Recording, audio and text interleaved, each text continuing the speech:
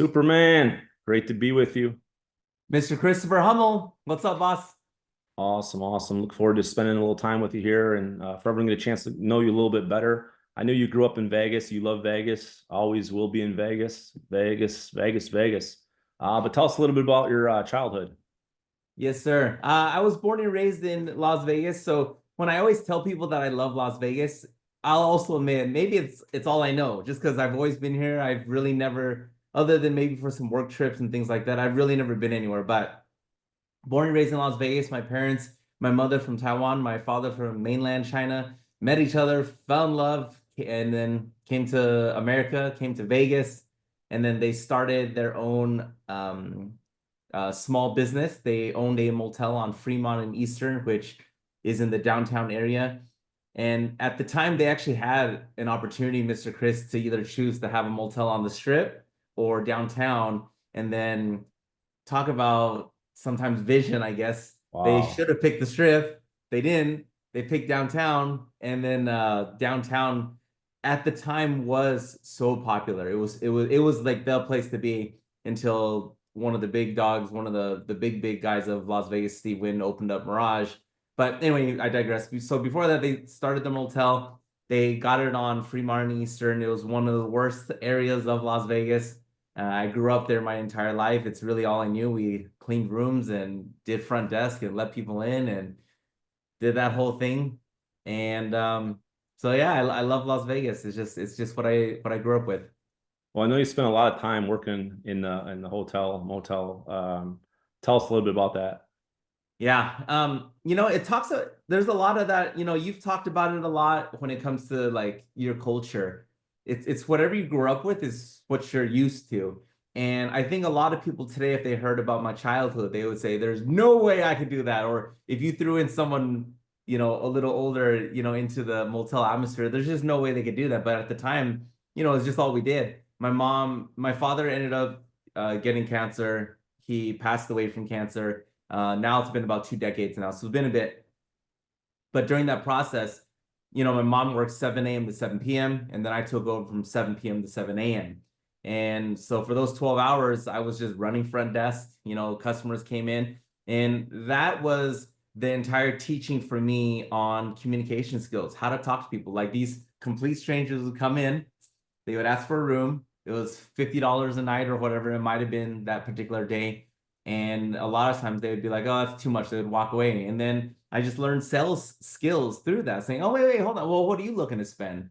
And they're like, obviously, if they said $10, there's no way I could do that because it wouldn't cover the cost. But, at the end of the day, I think my mom, I mean, if I really put thought into it, I could give you the actual number. But just for example's sake, my mom needed to make at least $15 a room for new sheets, cleaning, electricity. So technically speaking, it's an empty room is an empty room. It's not going to do anything. So if I can at least just sell that room, if I said $55 and they're like, well, I'm down for like 42 or $40, and my mom's cost was 15, I would still do it. And then my mom would come to the next morning at like 7 a.m. and be like, oh my gosh, you sold this for $40. And I'm like, Mom, it's just going to sit there anyways. 40 minus 15, we still made $25, which nothing to brag about, but now the maid is gonna make extra money for cleaning this room. We made an extra 15 bucks. Let it be, and so I learned a lot through that. And then obviously if you sell two, three, four, five of those times $20, you made an extra 100 bucks. And so that's what I did my entire life till I was about 25 years old. If you name a horrific story, I could probably tell you that. If you want to hear disgusting stories of cleaning rooms and going through that whole process, I could definitely share those, but I don't know if this Zoom is appropriate for that. Right. I know you saw a lot of, I'm sure a lot of just nasty stuff. A Uh, lot. Obviously, you spend so much time there with the schedule you're working. What hobbies did you have in your spare time? You know, my sisters and I, we often like kid around about it. And then I know you know this about me, Mr. Chris, but like I've never smoked a cigarette. I've never done any type of drugs before, alcohol wise. I've never drank alcohol before. I've never done anything. And the reason why is because if I had to guess, is because we had a very different life, my sisters and I. And I wouldn't trade it in for anything. I love my parents. My parents worked hard. And the only reason why I even have the life I have today is because of them. But we had a very different sheltered life. We didn't do anything, to be honest with you. I didn't have hobbies. I never played in sports with other kids. We never hung out with other kids. I really didn't have other friends. Just because as soon as school was over, my mom would be there, pick me up, go straight back to the motel. Even when my father was alive, that was just the routine. Go to school, they pick us up, then we're at the motel, and that was it. I shared a story one time with people on my Instagram that I don't think, I mean, I could be wrong, but I don't think I've ever been further than 2 miles from the motel in any direction, north, south, east, west, with my father. We were just at the motel. I for sure have never been to a sit-down restaurant with my father. Going out to eat for us was like McDonald's and KFC, and I love it. I still love it. I still get excited about it. But that was just our life that we had. We never did anything. I've never been to California. I mean, I was gonna say California. I've never even been 5 miles from the motel with my father. And as we grew up and after my father had passed away, it was like that for at least I'll say like 26 years old. I don't know if you know this. I've never had I had my first hamburger when I was something like 19. I had my first taco from Taco Bell with my sister when I want to say like 16. I was like 16 years old. I had my first taco because again, our life was just motel. You stay at motel. This is what the family does for work. And again, I didn't even know any different. I thought this was just what we did for our life. I thought young Chris, that's what he did with his life. It might not have been a motel, but that's what I thought he did. I didn't know about this whole other world that existed, that people did things and traveled, and that just wasn't our family. Awesome. Well, shifting gears a little bit, I love your fitness videos and your passion for health and fitness. When did that start? The reality is, I've never been a healthy guy. I'm infatuated with food. I think I'm infatuated with food because we never ate food when we were younger. We were never poor or we had to eat out of dumpsters, but we just ate the same thing every day. My mom cooked the same 5 dishes every day till I was literally, I would say at least 19 years old. Fried rice, a chicken dish, you know, porridge, eggs. That's just all we ate. So I fell in love with food. I've never, ever, ever, ever been um an exercise person. I've never been physically fit. I've never seen a six pack. I'm working on it right now thanks to FITTEAM products, but I've just never been that guy. And what changed it all was my friend opened up a where I work out called F45, but he had hired me and he was the first person to bring F45 to America. It did really, really well in Australia where the studio's from. Then they wanted to expand, and then my friend flew to Australia, did the workout, literally goes back to the airport and comes back all within however long that would take to get to Australia. So like 36 hours. They didn't go to a hotel. They literally leave Vegas, get to Australia, do the workout, and then jump back into the airport and come straight home, said, let's bring it over. So then they hired me to do their videos and their social media campaign. He's like, James, you can work out here and enjoy it, da da da. And I still didn't love it, but something changed where I started seeing my friends have heart attacks. I started seeing my friends, because like social media, I mean, you're my age, so you know this. Before social media existed, the only way you saw your friend was by meeting up with them. That there was no video, there was no FaceTime, none of this existed. Specifically with friends where you're friends, but you're not friends. It's not like you hang out every, especially if they live out of state. And not to sound mean, I hope I don't sound mean, but I just saw a lot of friends not in great shape, and that frightens the bejesus out of me. It's like you and I are like ate to faint, work every single day. What is the point of working every single day, making money and taking care of a family and doing all these things if you can't even walk? You're having like health issues. So that's what really happened. Was I really, really just got sucked into the world of fitness, and I really want to work out, and I enjoy working out, and I love the community that we've built here in Las Vegas anyways, and it's a wonderful thing. About how long ago was that? 12, was it 12 years? No, no, I'd Longer? be lying More? to you. I would say I Like when like did the really, F-45 come to Vegas? How long ago was that?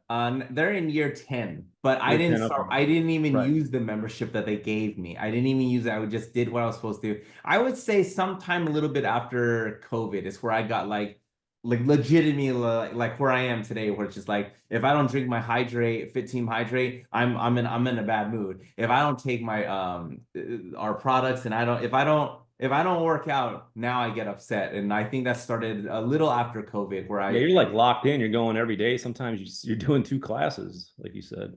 yeah, I average at least 40 classes a month at 45 here in Vegas. Wow.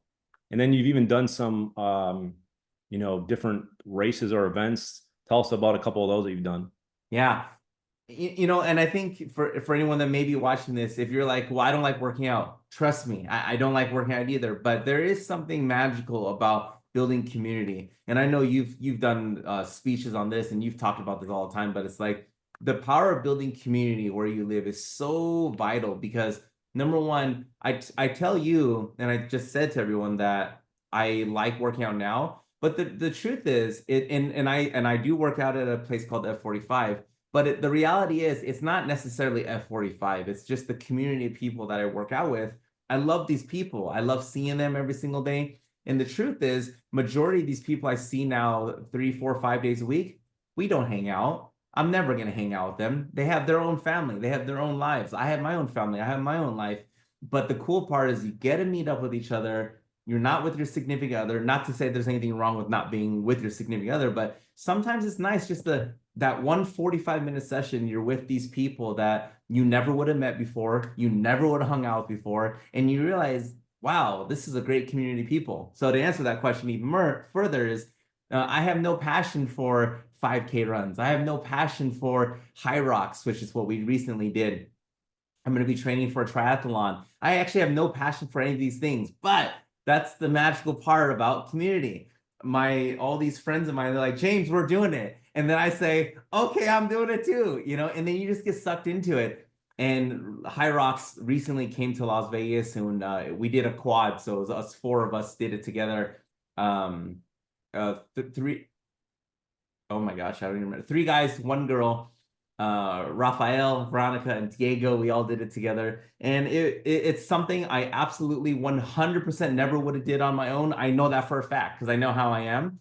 But I think that again, for anyone that may be watching, if you're thinking you're like me, just trust me. If you find some people who are passionate about something and you leech onto them, you can get passionate about it too. And it's something that I'm 100% so glad I did it. I love it. We're talking about doing it again next year when High Rocks comes back to Las Vegas. Now I'm gonna get a bike soon, which is something I never thought would come out of my mouth. We're gonna start biking and just taking care of our bodies, making sure that when we're 60, 70, 80, 90 years old, I don't want Ashley, my wife, to wheelchair me around. I don't want a cane. I want to be able to walk on my own. I don't want to be able to, I want to be able to eat what I want still. And you got to take care of that stuff now. And I wish I could have did it 10 years ago, but there's never better time to start than now. Absolutely. So what's the event you have coming up next? A triathlon. So we have to run, you have to bike, and you have to swim. So we're gonna start practicing that, and it's gonna be rough, but I'm excited to take on the challenge. Well, that's awesome. So obviously, a lot of us already that know you're an author, mobilizing people. I have the claim to fame to. I think I bought your first book before it is even Yes. done. A great book. Tell us a little bit how that came about. You putting that book together. I know I said it already, but it is the godforsaken truth. If you've ever saw somebody or you look at a Chris Hummel or you look at anyone that you may look up to and you're thinking in your head, wow, it's like these people are so successful. That's just not me. You have to believe one, it starts from somewhere. And for me, it started with having an amazing mentor. I was so it's not that I didn't have ambition because I am ambitious. I just didn't know what I wanted to do with my life. I thought motel life was going to be for me for the rest of my life. I thought this is what I was going to do. I thought I was going to meet a woman and she was going to have to live with me at the motel. And that's just what we were going to do too. Just like how my mom and dad did it. I just assumed I would take over the reins. And then I guess Ashley, I would sucker Ashley into now also living at the motel, and she would clean rooms too. I don't, I didn't know. And then I met a mentor that he had his life together. I mean, this guy was so wealthy. And he's like, and this is when I was 23 or something like that. He's like, James, your problem isn't that you're not ambitious and you want more, maybe the finer things in life and things like that. Your problem is you just need direction. And when I was 19, he's like, okay, first off, you're great at talking, but you're not credible. I said, okay. He's like, so you need a book. And I said, I don't read. And he said, don't worry about that. I said, okay. He's like, so at least put bullet points together of what you do know and what you're passionate about. So I did all this stuff. And then he said, this is great. And then he really helped me edit that sucker out. He helped me, proofread it a few times and got some other people to proofread it. And, we did our first photo shoot with my friggin' face on the book. And that's why I came out with Mobilizing People. And that one book today, for anyone watching, is really honestly is nothing more than just an oversized business card. It says to people, I am an author, and it's something that I was able to do. And it helps you in business. And I can at least tell everyone I've made at least well over $1.5 million, $2 million because of that book. Not in book sales, but because I have been referred, oh, you need to talk to James, he's an author. Like, and the reality is, if they would have talked to me and I wasn't an author, the same words would have came out of my mouth. Nothing changed. But it really is the perception, and it is the things that you do on the pre-side that really can help you achieve the success that you may want financially. And that book really just changed my life. So he helped me come out with that first book. And then I said, okay, so we have this book. Am I going to go on speaking gigs now? He's like, no. If you want to become a speaker and you want to be able to do that, we got to get you to be successful, because if you're successful, then someone's going to want to hire you. I said, okay, how do I become successful? He's like, well, have you ever heard of, now this will sound ridiculous today in 2025, but 16 years ago, this wasn't silly. He asked me, Mr. Chris, he said, have you ever heard of a thing called YouTube? I said, yes, of course. That's the web. And this is my exact words. Yeah, that's the website that you upload music videos to. Today in 2025, I don't even know how many people would even say that anymore. Obviously, you still do that, but who would actually say that today? So anyway, I said, yeah, it's the website that you upload music videos to. He said, yes, that one. I said, okay. He's like, in about 5 to 10 years from today, it's not going to be that. I said, what is it going to be? He said, it's going to be the video version of Google. First thing I said is, what does that even mean? He's like, what's Google? I said, it's the website where you can, any question you have, you just type it in and an answer will pop up. He said, yes. The same thing will exist on YouTube. I said, what do you mean? He said, well, you're going to be able to say how to fix a flat tire into YouTube, and you're going to see someone made a video on that. And I literally said, Mr. Chris, why? Because I didn't have the vision for that. He's like, just quiet, James, and just trust me. And he got me into video production. It's not because I had any passion for video production. It's not because I was always wanted to be a video producer. So when I meet people nowadays and I mentor them and people say, well, I don't have a passion for XYZ.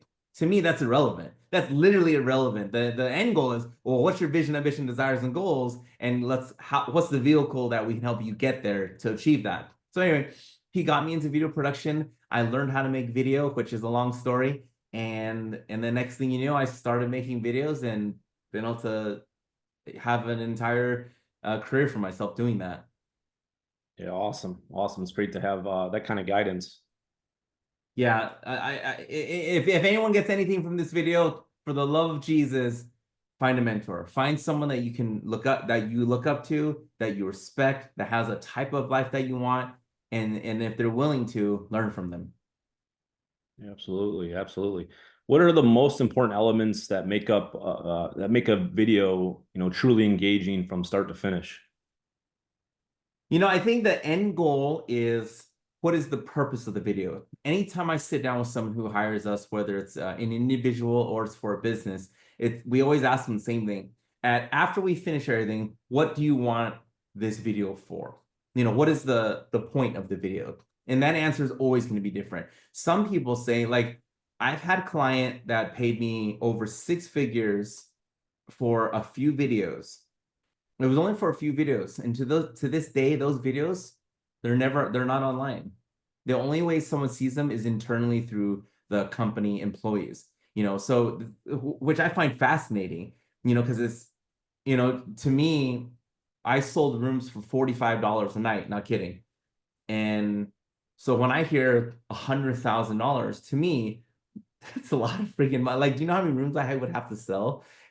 So that's a lot of money. And then to know that someone could spend that much money on a video, 2 videos, and it never even goes live for the world to see, and it was just for internal purposes, is crazy. So that's the first thing. We always ask our client, whoever it is, what's the end purpose of this? Well, in that scenario, I want my employees to be able to learn this XYZ ABC. So then we reverse engineer it, really. We say, this is the end goal. This is how we're going to get there, to find out what is the main goal of it. If you're creating like a vlog or something for yourself, maybe it's just a day in the life and you just have fun with it. Film, and then restructure it later. Film it chronologically, so have your day or do whatever you're going to do. And then after you finish that and you see all the footage, then maybe you can decipher how you want to arrange everything and how you're going to edit this and how you're going to make it look good and the story you want to tell with that. But with actual real clients that's paying clients, we always want to reverse engineer and find out, number one, end goal, what is the job? Right. I was going to ask, so how do you approach planning and scripting before you even start shooting? If it's for a business, which is typically what I do, if it's for a business, they'll tell us, I need this commercial to be able to sell this restaurant. I need this commercial to be able to make the employees realize that they're breaking a lot of rules. I need this video to be able to share a story of XYZ ABC. And then we'll start to see all the components behind that. We'll put together scripts. I mean, nowadays with ChatGPT and AI and this whole renaissance that we're having right now, in my opinion, it's silly not to have amazing scripts. It's silly not to have amazing videos put together nowadays, especially with even AI videos now really having an emergence. It's still not there yet. Will Smith eating spaghetti still looks a little weird, but I mean, I can't even imagine, Mr. Chris, what it's going to look like in the next 6 months. It's going to look bonkers. 1 year from today, for sure. I don't even know if you'll be able to tell the difference between AI and in real life, But that's how we do. We always we pre-plan it all and understand what's the main goals. If it's for an outside shoot and we're gonna be going to locations, understanding I should have had my executive producer, to be honest with you, talk about this part, because this is what he does, chasing. But I mean, that's what chasing does. He finds out these are what we're gonna shoot. This is what we need to get out of the shot. And then he sits down with our videographer and says, okay, these are the 4 locations. In each of the locations, yes, I have a list of things for you. Here's the stars. We need this specifically, though, in this shot, because we can't go back once we leave. And that's how we pre-produce everything. We figure out end goal, then we go back and say, okay, X, Y, Z, A, B, C, and then pre-plan that. Awesome. Makes sense. Makes perfect sense. What you mentioned people not using AI right now, ChatGPT or whatever else it is, but what common mistakes do you see beginners make in video production? You obviously have an eye for it now, and what can they do to avoid them? Understanding your prompts. I think that's very important. There's people who say, I mean, what does ChatGPT really do? Yeah, it tells you what time it is in another country. It figures out all the math that you need figured out. And it does do all that, right? But it still hallucinates. ChatGPT still hallucinates a little bit. It's not perfect yet. I'm not sure if you've had any issues, Mr. Chris, when you do ChatGPT, but it's not perfect yet. But again, this thing is not working like humans, where it's like day by day gets better. Hour by hour, that thing is getting better and better and better. And again, 6 months from today, a year from today, it's gonna be unstoppable. I digress. To answer your question, understanding the correct prompts. So it's like you need to ask the right questions. I mean, isn't that's all communication too, even with humans. Someone says, a guy says, I say guy, I'm not trying to be sexist, but I'm just being honest. Usually it's the guy that goes after the girl. A lot of times, not always, but a lot of times, a guy will go after a girl, sees a girl and says, oh, I would love to date this person. And then he goes up to her and they're not interested. The reality is it's our approach. It's the questions that we're asking her to even potentially open up the door to then start a conversation, to get a phone number or Instagram, to do all that, right? There's all that prep, and it's the way we talk to someone. It's not what we say, it's how we say it. It's the aggressiveness behind it. It's it's what we're doing. ChatGPT too, it's like, you can ask ChatGPT a question, but if you don't know the right prompts to ask them, you're not going to really get the right answers you want. My friend, true story, my friend, Mr. Chris, I'm going to lose some of this in translation, I'm sure, but he's trying to figure out some laws for his, because in Las Vegas, marijuana is legal in Las Vegas. But there's a ridiculous amount of laws behind it. So this dude uploads the entire bylaws of it to ChatGPT because he pays the extra, so he can do that. And then he literally has ChatGPT break it down page by page. And then he takes the summary of each page and then puts 10 of those pages together and breaks those down. So, and he's like really, really breaking down all the bylaws and seeing where is the gray area, what is the gray area, what's allowed, what's not, and really understanding that. And traditionally, prior to this, what would we do? Get a lawyer. And then your lawyer, depending on how much you're paying them, I mean, as long as it's a good lawyer, at least $100, couple $100 an hour. So you can even imagine the work that it would take to be able to do that. So it's like, to take advantage of this supercomputer that we all have access to, probably on your phone, your iPhone, or your Samsung today, it is something where don't get left behind. You need to use it. You need to understand it. You need to understand how to use it properly. And that's the fun part about your son. That's the fun part about younger kids. When they get a hold of this, they're home all day anyways, and they're literally just fooling around with it, trying to ask questions and do all this stuff. And that's why they really understand how to properly use it, and do all these mechanisms. Nowadays, we're using it every single day here at my house. I don't even know if there's ever a time we're not using it, learning all the prompts and figuring out really, really how to get the most out of it. And I'm sure I'm not even using it properly. Yeah, the future's here, definitely. How do you adapt your production style for different platforms? You mentioned YouTube. Is it different for YouTube, Instagram, TikTok? Yeah. Number one, I would say this. You yourself need to be on YouTube. Depending on what you're trying to do, right? But you yourself, you need to be on YouTube. You need to be on it for a few hours a day and seeing what are people producing. When it comes to TikTok, I know a lot of people will be like, I'm not doing that. Then you're not going to be a TikTok. You need to be on TikTok for a few hours. You have to understand, how are people editing? What are people producing? Specifically TikTok, what are the trends?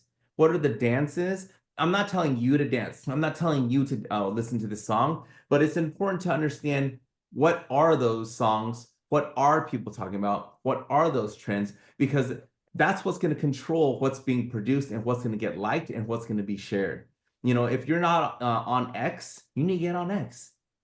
How do people talk on X? How do people talk on TikTok? How do people talk on YouTube? What is being produced on each of those platforms? On IG specifically also, right? IG has turned into this thing where it used to be photo sharing. Look at my photos, da-da-da.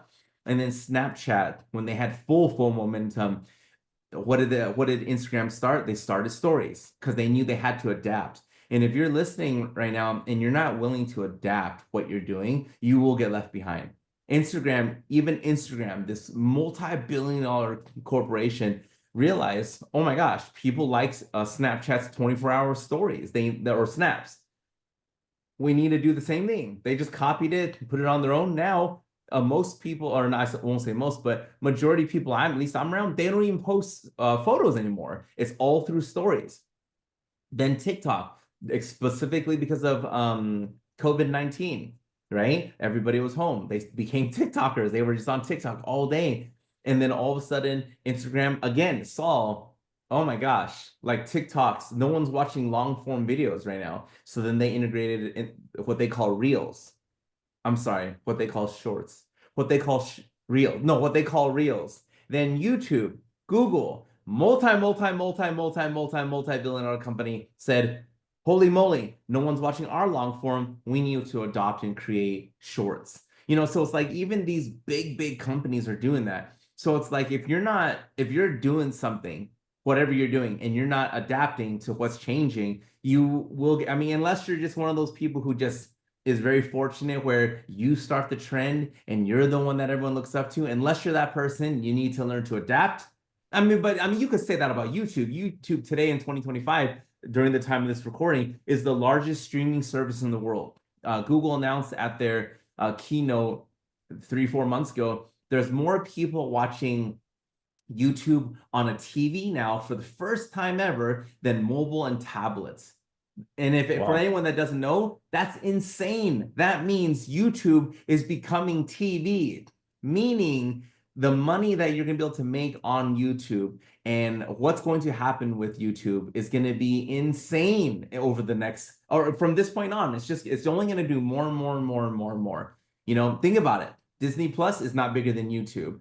HBO Max is not bigger than YouTube. Netflix, the king of streaming, does not have more eyeballs than YouTube. That says a lot.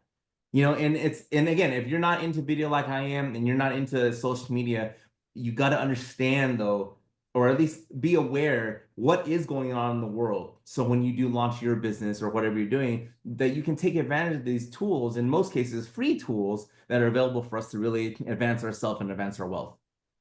Awesome. You talked about obviously online, being aware and being there. What about what tips do you have for someone to be a master communicator like yourself in person? Oh, that's very nice of you. Thank you, sir. God himself, or whatever higher deity someone may believe in, gave us 2 ears and 1 mouth for a reason. So the first thing I'll say, learn to shut up and just listen to people. Listen to people. People want to be heard. And I think because of COVID, I really do think this, we have become hermits. We don't talk to people anymore. COVID, and also this wonderful thing that I love to death. I love the smartphone, but it is ruined. It is ruined. Like, people don't know how to talk anymore.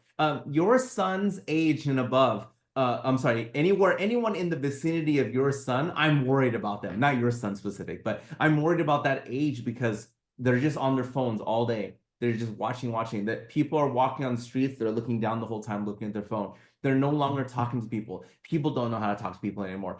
A guy and a girl could go on a date for the first time.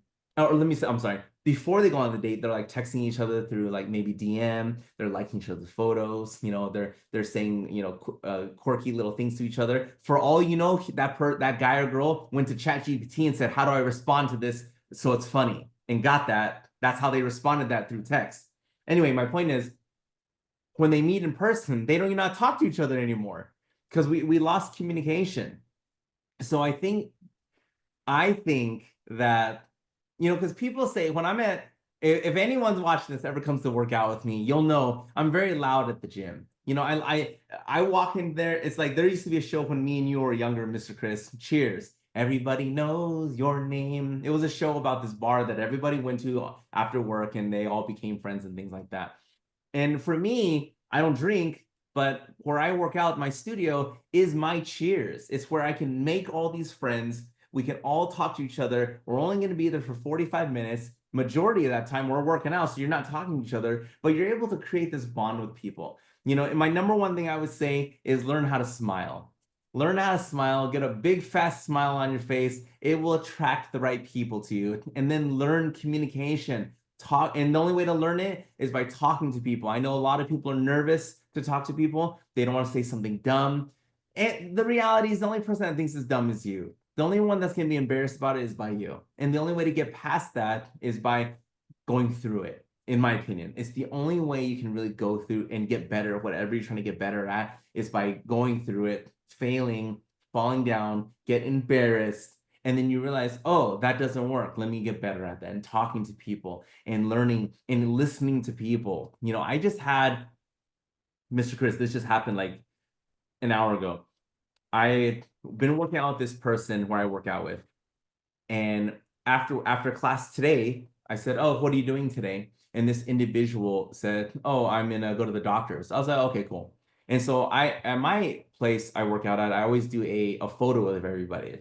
And at the end of the photo, I don't follow this person on Instagram. And I don't like following people first on Instagram, typically just because they may not want me to. They may want privacy, and I just want to respect that. But if they follow me, I'm gonna follow them back. She followed me today. This person followed me today. And then I was like, oh, how's your doctor's appointment? And this person's like, oh, I'm waiting for my Uber to pick me up because after I do it, I drive. And I was like, oh, wow, what are you getting done if you don't mind me asking? And this person was telling me that they're depressed and it's medicine to help that. And then right away I respond and say, oh, if you ever need someone to talk to, you know, let's get some boba together and I'd love to meet you up in Chinatown. Let's get a tea together. You know, I'd love to chit chat if you ever want to just talk about nonsense. And then this person literally writes, that's probably one of the nicest things someone's ever said to me. And if that's a real thing, I would love to take advantage of that. So anyway, my whole point of sharing that is like, you don't know what people are going through. And if you can just meet up with someone and just be their friend and talk to people and in this scenario, I just want this individual to talk the whole time. I'm going to sit there, drink my drink and just listen to them talk, you know, and then like, let people be heard, you know, and let people know that people love them and there's a reason why they're here and we can do this, you know? And then, oh, you know what? One more story, but my friend was having a barbecue at the tower across from mine. And this individual I met, you know, because I like to talk to people. She had told me this person told me that they tried to commit suicide X amount of years ago, and I was just like, oh my gosh, you know, I'm so sorry to hear that. And I said, if you don't mind me asking, you know, what is it that made you want to continue? She's like, well, if I'm being honest, I tried to kill myself and it didn't work. And I was like, oh my gosh. She's like, so I need to live. You know, so now we're always inviting this individual to the barbecues. Now I'm trying to get this individual to come with me to work out. And it's like, you hear all these things all the time. And it's just like, people are lonely. We got to go out there. We got to talk to people. We got to smile and we got to make friends so people can be heard and people can be loved. And if you get nothing out of it, you're not doing that to get something out of it. You're doing it just to be a good person and communicate with people and be a master communicator with people and talk. Yeah, it's awesome. Loved it. Last question.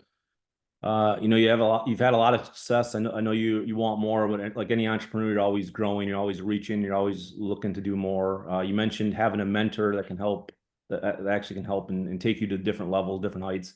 What else do you want to share just for someone that has a dream or that dreams big or that has a goal? What other a tip or two would you have for them? Okay, Mr. Chris, I'm not making this story up. I was going to tell you, but actually, since we're recording, this is the best time. So okay, this hasn't gone through 100%, but this is about as amazing of a story as this gets. Okay, so on my Instagram, I just made a video on my friend who, well, let me backtrack a little bit. So basically, this individual, he is my videographer.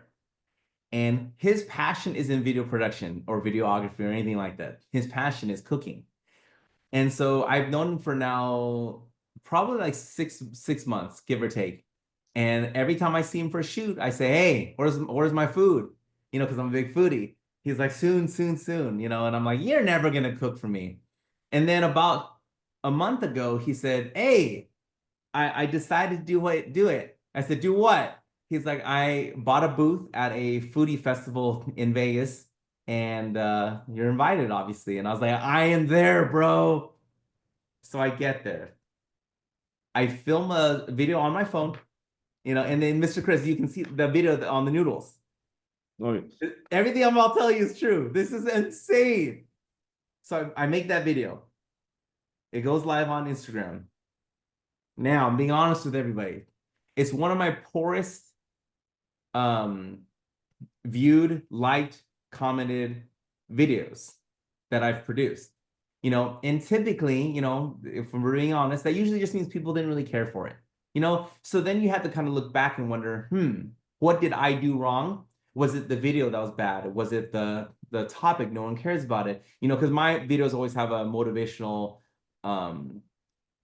voiceover behind it. So for someone like me that's conscious of this, I'm thinking, what did I do wrong this time? How can I improve that? Why did that happen? I get all analytical. Yesterday, Mr. Chris, him and his girlfriend in the video FaceTime me. I answer. I say, "What's up?"